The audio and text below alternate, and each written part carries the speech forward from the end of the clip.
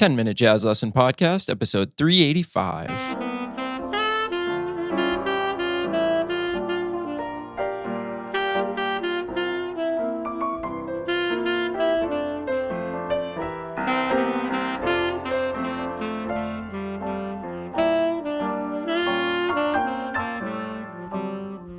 Hey everybody, it's the last week of the month, so you know what that means. It is time for our tune of the month. And we're going to do a classic. I actually searched the site and I couldn't believe that I hadn't done this one as a tune of the month yet. We're going to do Autumn Leaves in the key of concert G minor. And of course, we're going to investigate some Lydian concepts, which we've been talking about this month, and a whole lot more. But before we get into the show, if you would like a PDF of the etude that I'm about to present to you and a whole lot more jazz education materials, you can support this podcast with a small monthly donation. We don't do advertisements on this show, so this is a listener-supported show, which means it's your donations that make all the difference to us and keep these episodes coming out each and every week. So if you want to find out how to support us and get a whole lot of jazz education materials in return, you can go to our website, 10minutejazzlesson.com, and click on one of the Patreon banners. Patreon is the platform that we use to support the show, or you can simply go to patreon.com and search for the 10-Minute Jazz Lesson Podcast. Either one of those things will bring you to the same place, and you can find out more details, get signed up, and you get instant access to our entire back catalog. Quick shout out to some new patrons this week. Thank you to our new $3 patrons. Thanks to Christopher, Mike, and Andrew. Thank you so much for joining the 10-Minute Jazz Lesson family, and of course to the over 350 people we have over there supporting the show. We could not do this without you, and you mean the world to us. So thanks a lot.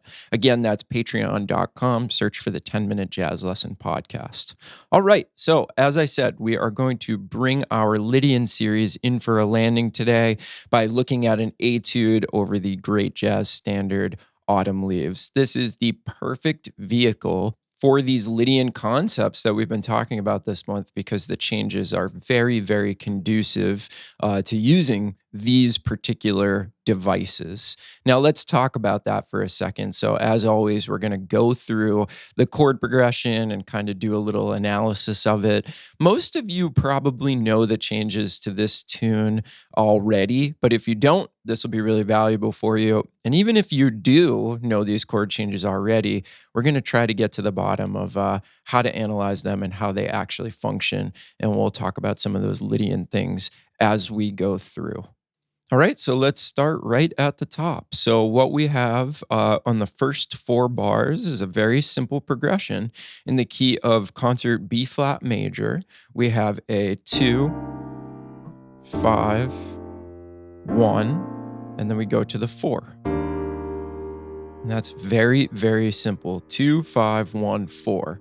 Now, how is this going to be conducive to Lydian? Well, we kind of already know this, but we have a 2, 5, 1, and over the 5 chord in that 2, 5, 1, we can play Lydian dominant, which is a really, really nice sound.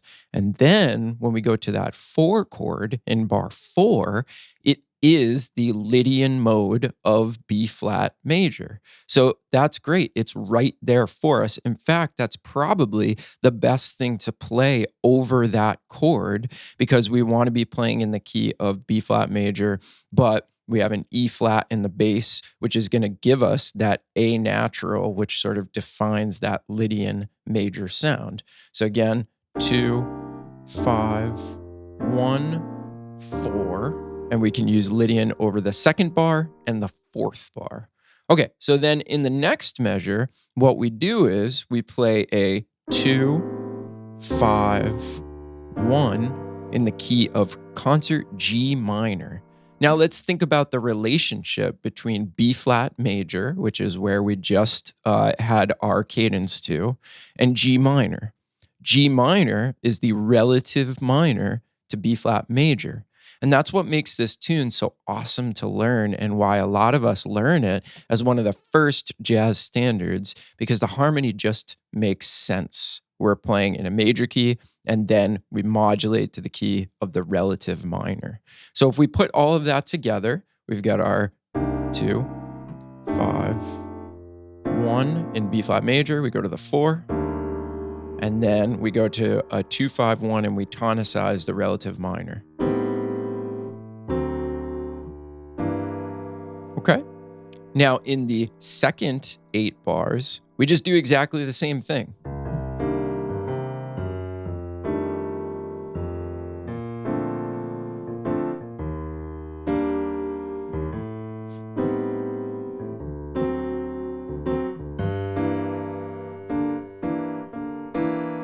Okay.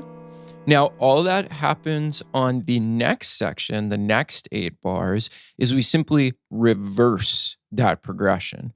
So we do a 2-5 to the minor key first, and then after that, we do our 2-5 to the major.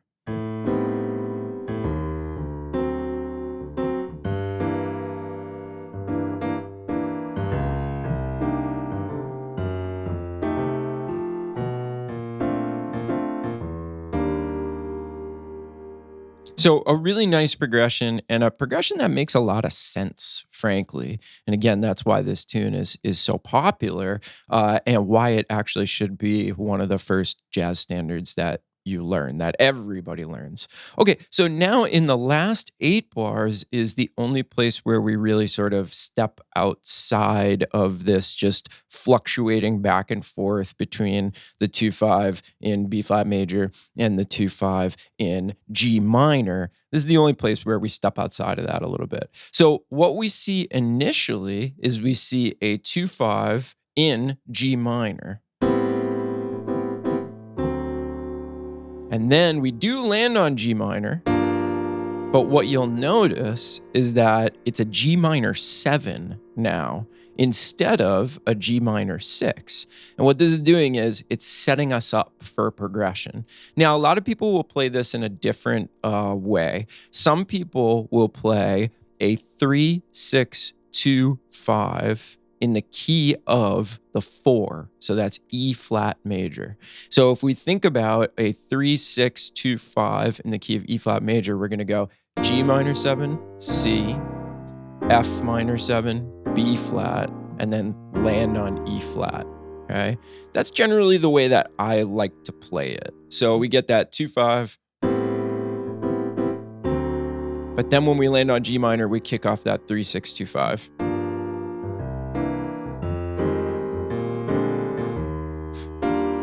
Okay. Now, other people, what they will do is they'll move down by half steps there.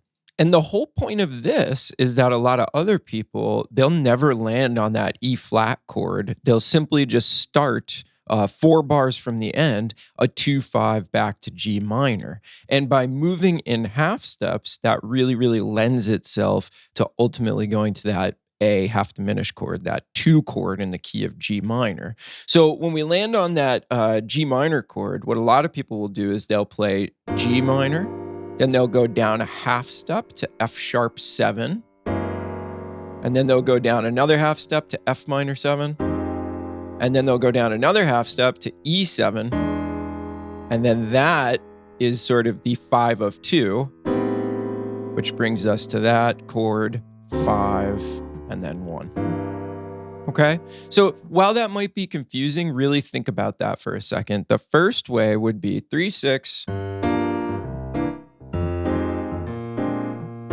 then ultimately we land on that E flat chord, then we go down a half step to the 5 of G minor, and then land on G minor. And the other way is just a tiny bit different. It's basically just tritone substitutions all the way down. So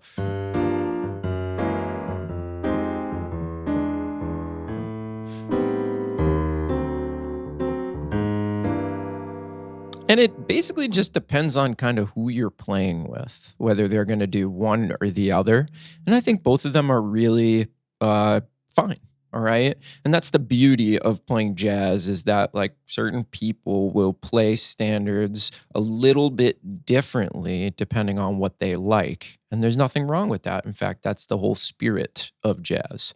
Okay. So we talked about where we could do the Lydian. We talked about the entire form and kind of how it's structured. Now, what we want to hear is the etude. Now, the first thing I want you to do is I want you to look out for some Lydian stuff that's happening in this etude. And you're going to find a lot of it in those places that I discussed earlier in the episode. But here's the thing, there's another device that I am heavily, heavily relying on in this etude. And I want to challenge you to figure out what that is. So let's listen to the etude.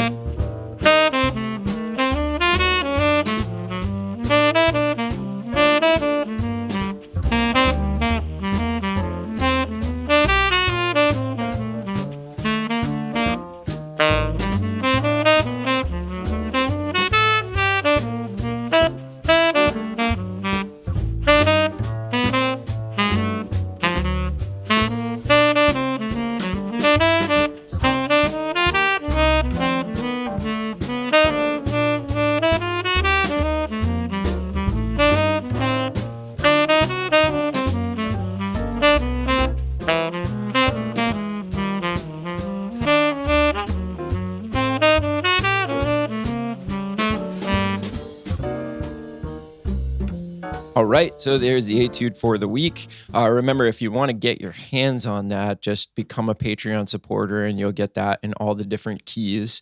Could anybody tell what that other device was right off the bat? If not, just keep thinking about it because I'm using it absolutely everywhere. And I look forward to hearing from you if you could figure out what that was or not. Okay? All right. I hope everybody has a great weekend and is staying safe and healthy as always. We will see you next week with another brand new series. And have a good weekend, everybody. Talk to you soon. Bye.